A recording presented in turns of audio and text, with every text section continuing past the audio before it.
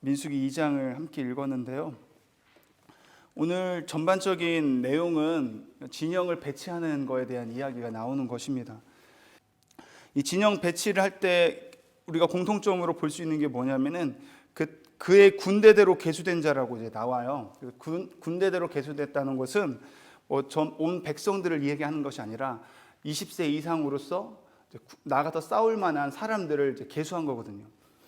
그래서 오늘 그런 식으로 이제 세 지파씩 이렇게 진영을 배치를 했습니다. 그들이 지금 이 배치를 하고 이제 출애굽을 하고 나서 이제 하나님께서 시내산에서 율법을 주잖아요. 규례도 주고 십계명도 말씀해주고 법을 제정해 주시고 또 이들이 나아가는 데 있어서 필요한 하나님의 임재를 상징하는 그 성막을 어떻게 만들어라 하고 하나님이 친히 말씀해 주셔서 다 만들어 놓고 이제 하나의 국가로서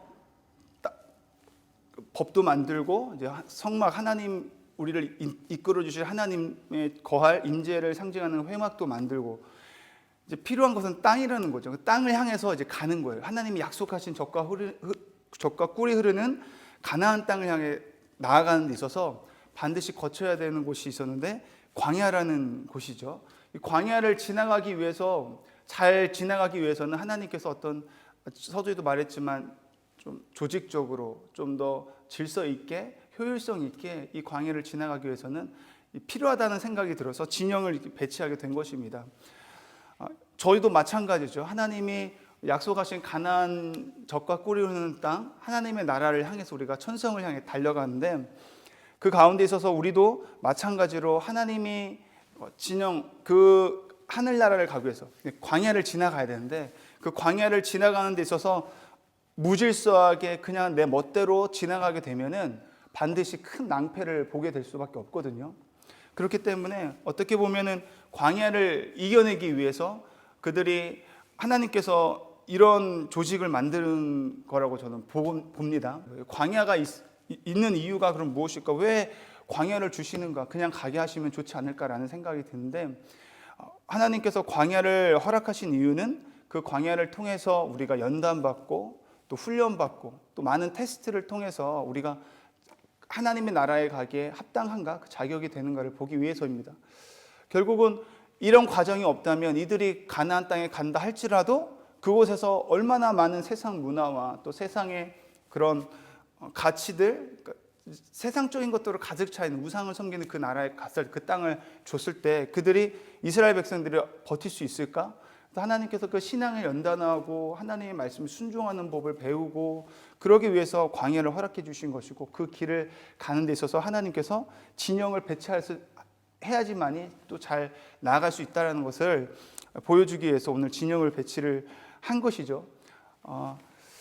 그래서 첫 번째로 하나님께서는 오늘 2절 말씀 하반절을 보시면요.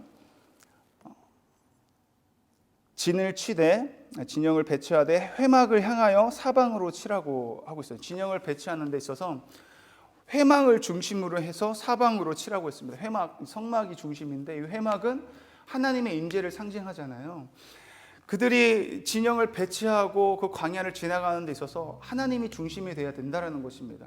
하나님만을 의식하고 하나님의 임재를 사모하면서 예배 중심으로 그렇게 살아갈 때 그 광야를 지나갈 수 있게 된다는 거죠. 저와 여러분도 마찬가지입니다. 이 땅을 살아가면서 이 광야 같은 생활, 광야 같은 이 험난한 삶을 살아가는 데 있어서 하나님의 중심이 있지 않으면 우리는 넘어질 수밖에 없는 존재라는 것을 잘 알잖아요. 그래서 날마다 하나님을 의식하면서 살아갈 수 있는 저와 여러분이 되었으면 좋겠습니다.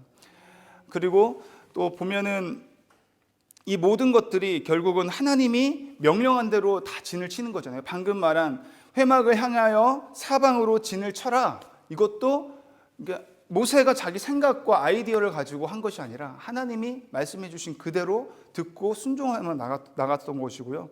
또 진영 배치되는 이 모든 것들을 보면은요. 하나님이 또 그렇게 하라고 하는 거죠. 3절 말씀 보면 동방 해돋는 쪽에 진칠자는 그 진영별로 유다의 진영의 군기에 속한 자라. 동쪽에 해돋는 쪽에 진칠자가 누군지를 정해줬고 남쪽에도 진칠자들이 누군지를 정해줬고 서쪽도 그렇고요. 북쪽도 하나님이 다 명령한 대로 순종해서 진을 치는 것입니다. 하나님 뜻대로 진영을 배치했다라는 것이죠. 이거 어떻게 그 지파의 숫자가 많기 때문에 이렇게 세운 것도 아니고, 그 지파가 뭐 힘이 세기 때문에 세운 것도 아니고, 세력이 좋기 때문에 어떤 재능이 있기 때문에 너가 이쪽에 쓰는 것이다, 이런 것이 아니라 그냥 왜 거기에 세운지 모르지만 하나님이 그렇게 하라고 하신 명령대로 했던 거예요. 왜 그 지파가 이 방향으로 서야 되는가 의문이 들 수도 있잖아요. 왜 하필 내가 동쪽에 이렇게 서고 싶은데 우리 지파가 왜 제가 동쪽에 쓰는가, 이렇게 생각할 수도 있는데, 그런 생각을 하는 것이 아니라 그냥 하나님이 하라고 하니까 한 겁니다. 그래서 저와 여러분이 하나님 말씀에 순종했으면 좋겠어요. 올 한 해도 하나님 말씀에 순종하면서 그냥 하나님 말씀이 이렇게 해라 하면은 그 말씀에 그냥 순종하는 겁니다. 순종할 때에 하나님이 하실 일들을 우리가 기대하면서 순종하면은 반드시 하나님께서 이 광야를 이겨나갈 수 있는 힘을 주실 줄 믿습니다. 결국은 하나님을 향해서 예배 중심을 하고 하나님의 임재를 사모하고 그 하나님을 의식하면서 살아가면서 하나님 말씀대로 살아가는데, 결론은 결국은 하나님 말씀대로 살자는 거죠. 회막을 중심으로 하나님의 중심으로 해라는 것도 하나님 말씀이었고, 하나님이 동쪽에는 어떤 지파가 서고 남쪽에는 어떤 지파를 하는 것도 결국은 하나님의 말씀이고, 오늘 본문 말씀의 2장 1절 말씀에요, 이렇게 시작하는 것을 볼 수 있어요. 여호와께서 모세와 아론에게 말씀하여 이르시되, 하나님께서 말씀하여 이르시되, 하나님이 말씀한다라는 것입니다. 그래서 결국은 저와 여러분이 하나님의 말씀을 귀 기울여야 된다는 거예요. 우리가 기도하면서도 하나님이 어떤 환상도 줄 수 있고, 우리가 기도하면서 하나님이 세미한 음성을 줄 수도 있어요. 근데 가장 중요한 것은 우리가 말씀을 봐야 되는 것이 가장 중요한 것인 줄 믿습니다.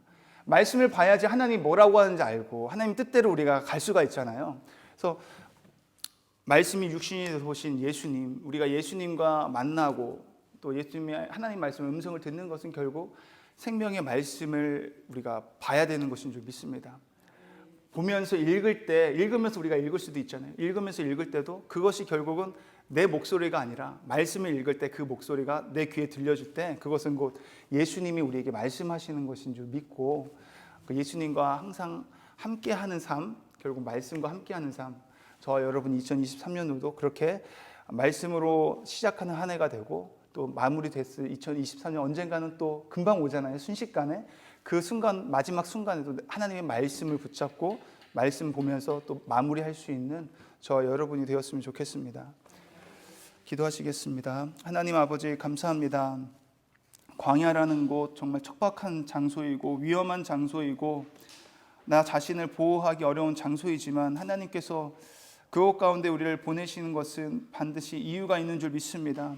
하나님의 나라에 가기 이전에 이 땅에서 그 광야의 삶을 통과할 수 있도록 우리가 말씀 안에 거하게 하여 주시옵소서. 하나님의 임재를 날마다 의식하고 하나님만을 사모하며 하나님이 말씀하시는 것을 따라 온전히 순종하며 그 길을 걸어갈 때에 하나님 광야에서 보호하시고 공급해 주시는 하나님을 경험하게 될 줄 믿습니다. 우리의 신앙이 더욱더 견고해질 수 있도록, 믿음의 분량이 더욱더 커질 수 있도록, 자랄 수 있도록 주님 우리를 인도하여 주시옵소서. 그렇게 역사하시고 우리 삶 가운데 일하실 주님을 기대하오며 예수님의 이름으로 감사드리며 기도드립니다. 아멘.